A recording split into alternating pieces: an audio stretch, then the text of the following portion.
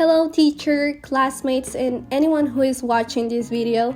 Today, my classmates Allen Zelaya, Joana Flores, Kimberly Leal, and me, Bianca Padron, are going to explain knowledge and cognitive process dimensions. Before we start with the cognitive process dimension, it is important to mention that the categories after knowledge were presented as skills and abilities with the understanding that knowledge was a necessary precondition for putting these skills and ability into practice. Now, with that being said, we can start explaining each dimension. At this level, the student will be able to create a critical judgment and verify the value of evidence by discriminating ideas or points. The student criticizes, reviews, judges, discriminates, and evaluates. Objectives are linked to the purposes of the educational experience. It is necessary to have something planned before carrying out an evaluation technique. So it is also important that there is congruence and it's totally both in what is taught and what is evaluated.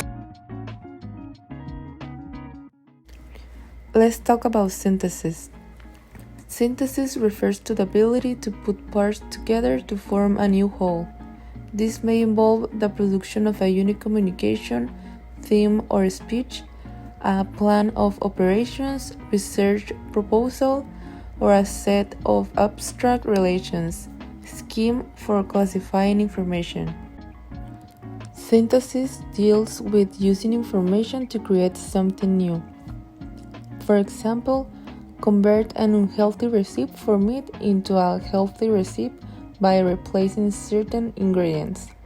Argue for the health benefits of using the ingredients you choose as opposed to the original ones. Also, synthesis is related to be able to combine different types of information and to form alternate solutions. For instance, put words together to form a complete sentences with different resources. Analysis.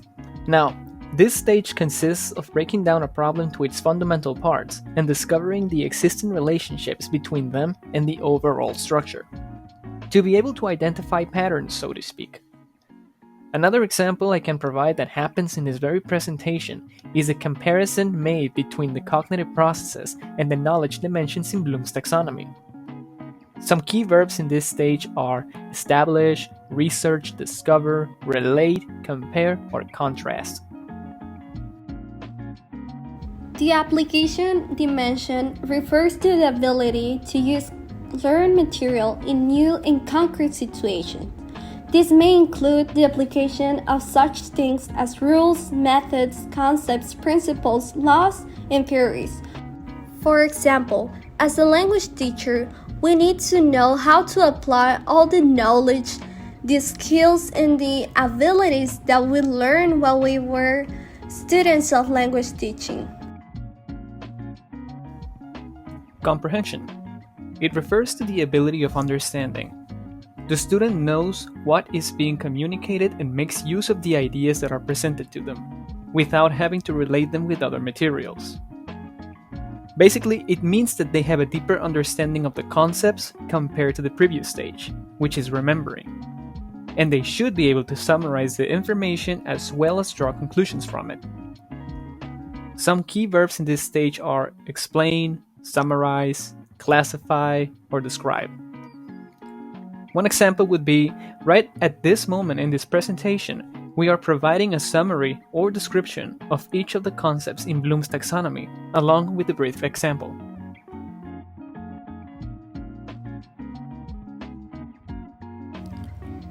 Speaking of knowledge, it involves the recall of specifics and universals, the recall of methods and processes, or the recall of a pattern, structure, or setting. It refers to be able to recall facts, terms, and basic concepts. One example of this would be to know the biggest city in the United Kingdom. This will be a basic concept that you may know, as well as it is the first concept of the pyramid. and that the half of the students are categorized. Now, we'll continue with knowledge dimensions. Actual knowledge is very similar to the application dimension because it refers to the essential facts, terminology, details, or elements students must know or to be familiar with in order to solve a problem in it. However, all this information the student or a person acquire is not always gonna be in their heads. Luckily, there are sources where we can access to factual knowledge. The information can be in books, online notebooks, or journal, or people who know more about the topic. For example, in a school, the principal better know the facts about good teaching methodology. Or a salesman better know the facts about the product or service he is selling. Conceptual. The conceptual dimension is defined as the relationships between a larger structure that allow them to work together. This dimension includes classifying and categorizing information, as well as knowing theories, models, and structures. To put it simply, conceptual knowledge is all about organizing facts in meaningful ways and how they connect each other to function properly.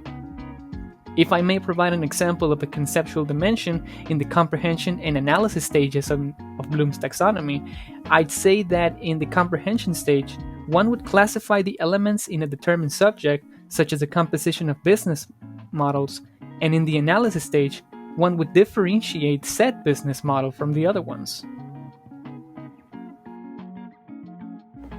What does procedural knowledge mean? Procedural knowledge refers to the knowledge of how to perform a specific skill or task, and is considered knowledge related to methods, procedures, or operation of equipment. Procedural is critical for success in goal attainment because it puts the what into action through the whole process. Procedural knowledge can be understood as knowledge of subject-specific skills and algorithms, subject-specific techniques and methods, and criteria for deciding when to use the right procedures. In summary, is basically how you know to do something. One classic example of procedural knowledge is riding a bicycle. Also refers to individuals making adjustments in their processes to help control learning, such as planning, information management strategies, monitoring comprehension, problem-solving strategies, and evaluating progress and goals. It is a very useful tool since its purpose is to make a person have the ability to understand in a certain way how he thinks and learns. With this, intellectual skills can be improved, but on the other hand, it could also make it easier to carry out certain things in everyday life. Thank you so much for watching our video. We hope you enjoyed and learned about the knowledge and cognitive process dimensions. Bye bye!